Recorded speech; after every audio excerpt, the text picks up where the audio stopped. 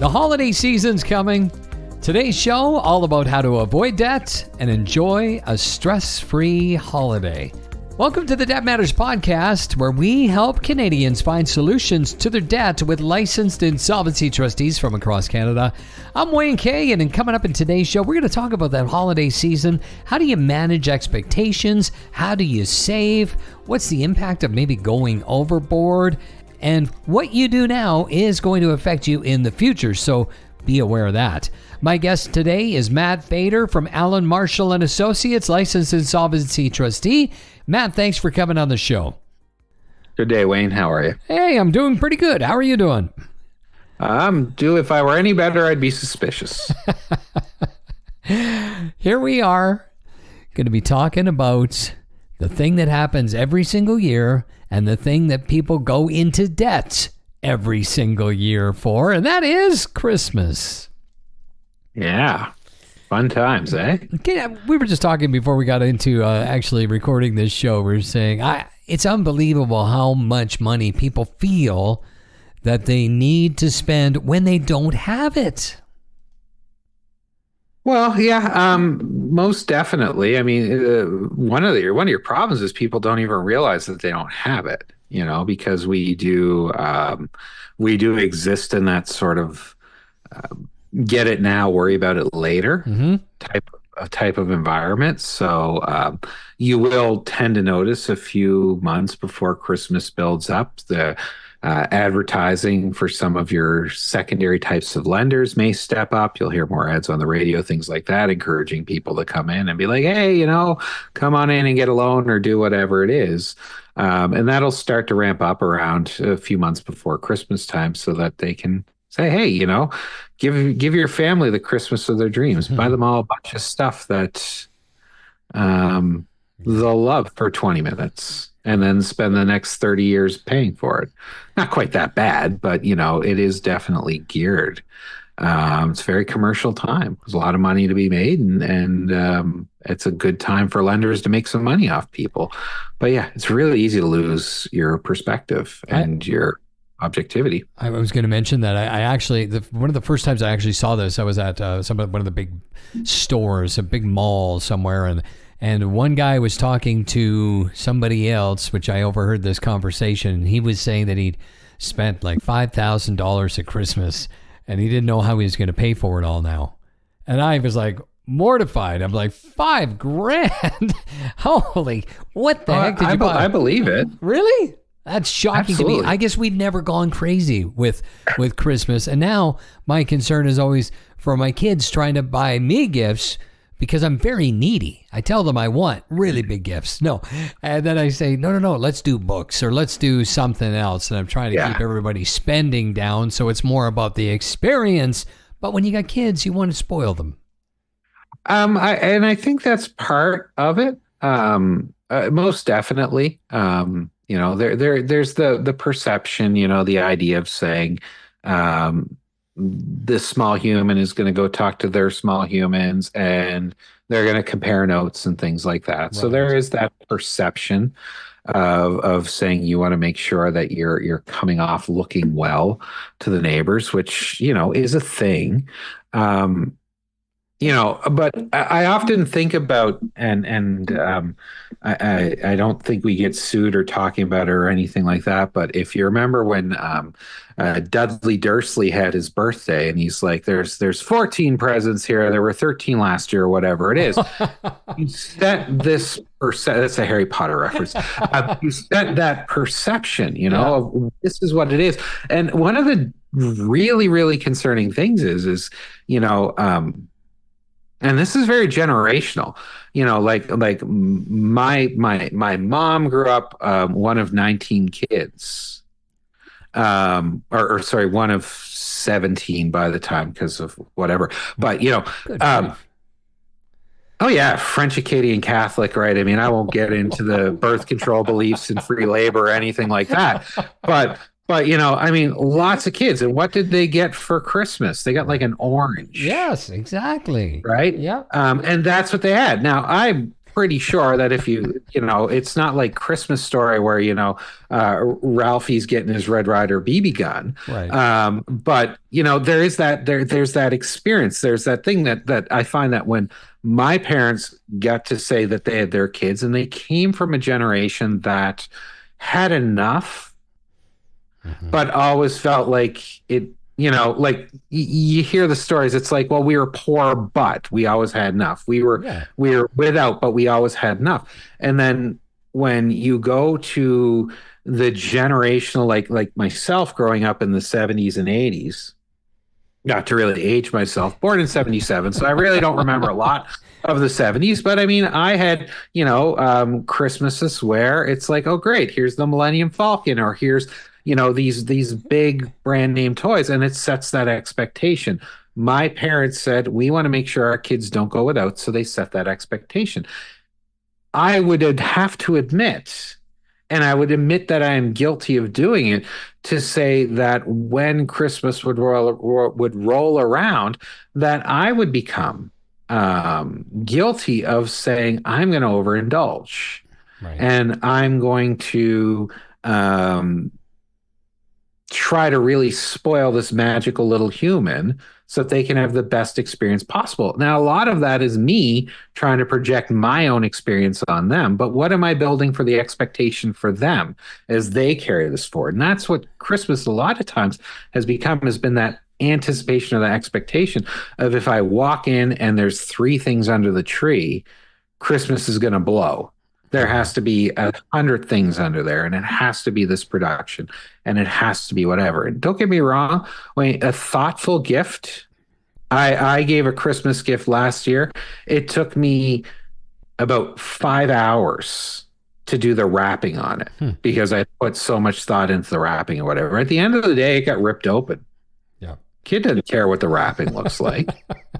Well, how do you go about maintaining those expectations? Well, do you set them low, I guess? Yeah. I mean, or you set them realistic? I think you just have fun. I think you have fun at Christmas. And my son laughed so hard one time because, we'd like our little nacho chips, and we under the tree, we put a bunch of bags of Doritos and, some of that cheese stuff that gave him heart disease by the age of 6.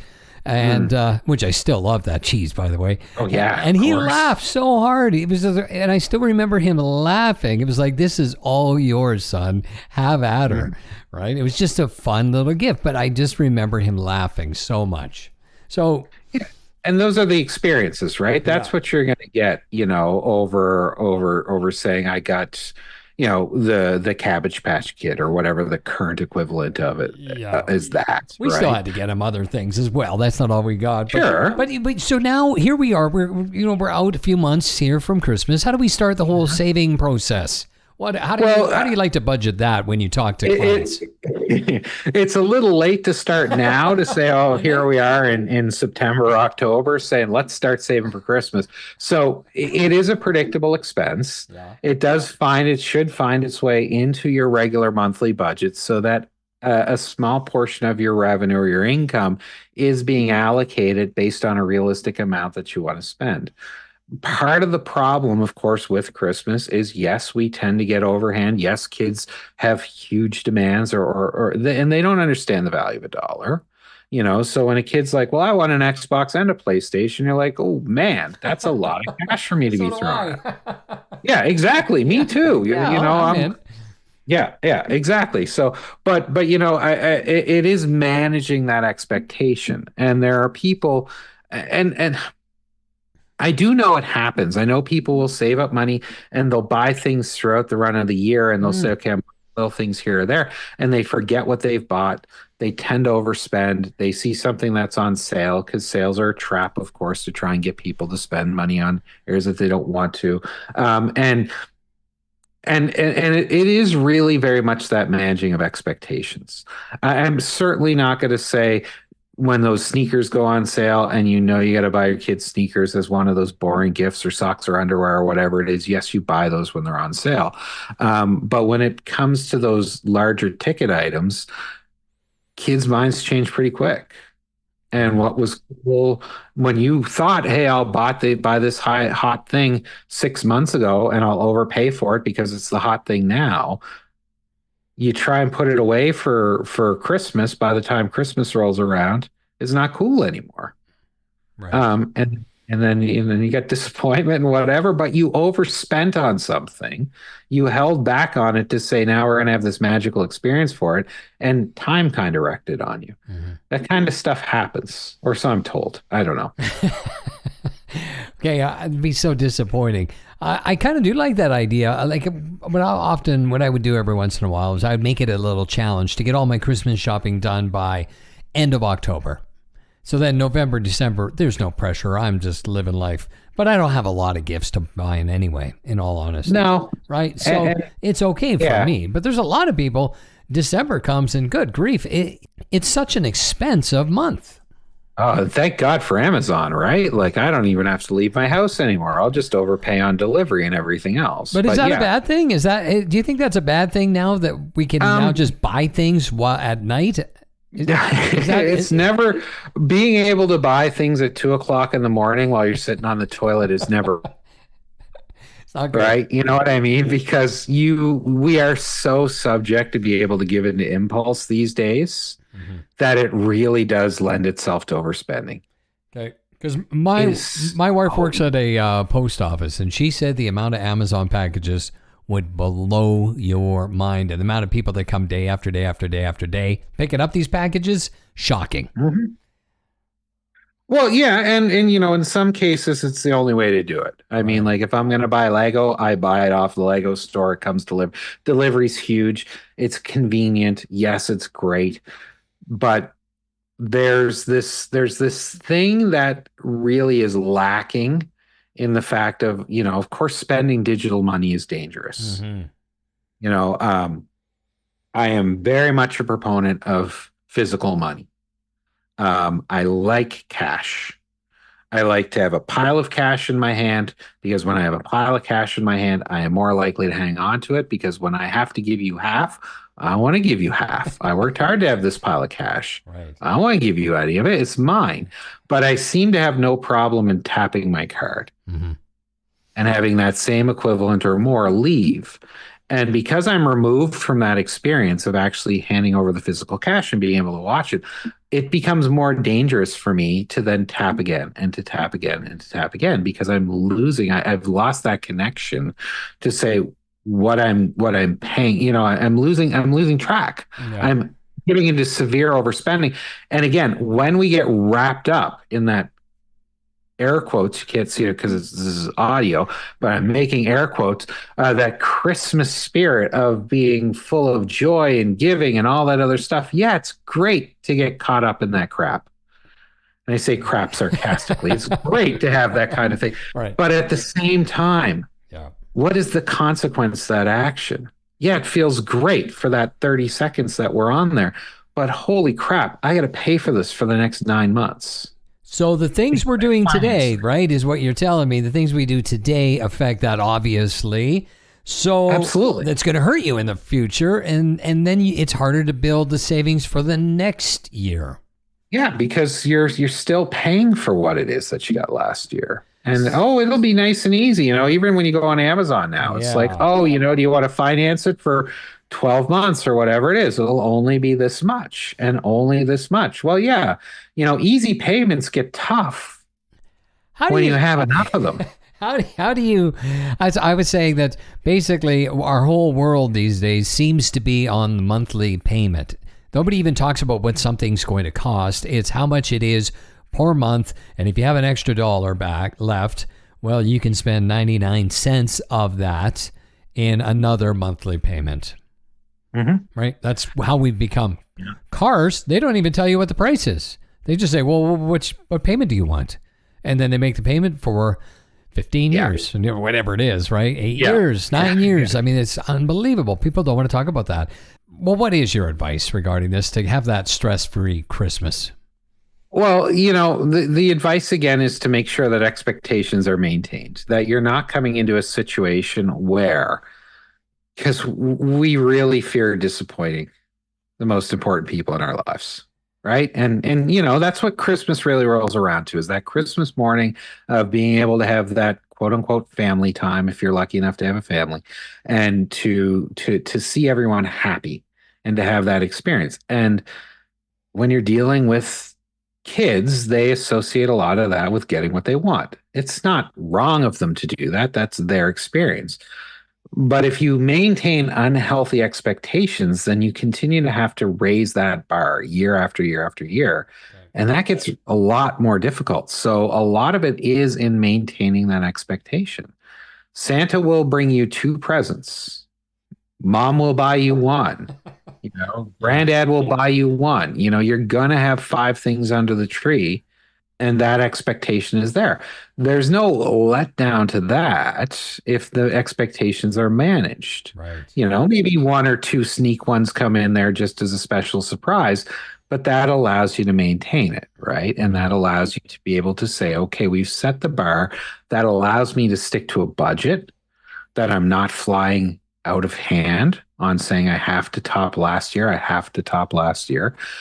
So a lot of it, I think, is maintaining those expectations, determining again what it is that you want to be able to spend, trying to save on a weekly or bi-weekly or semi-monthly or monthly basis, however it is you're paid, to take a small amount of your pay and setting aside specifically for Christmas. So if you listen to goals one and identify a goal, hey, Christmas is a goal. Let's take $25 of pay and throw it into that account. Because guess what we've done? If we have a Christmas account and we put money into there and we say we want to buy Christmas gifts, it comes out of the Christmas account because we've given ourselves permission to spend that money, right? And then I don't have that anxiety. I don't have that fear.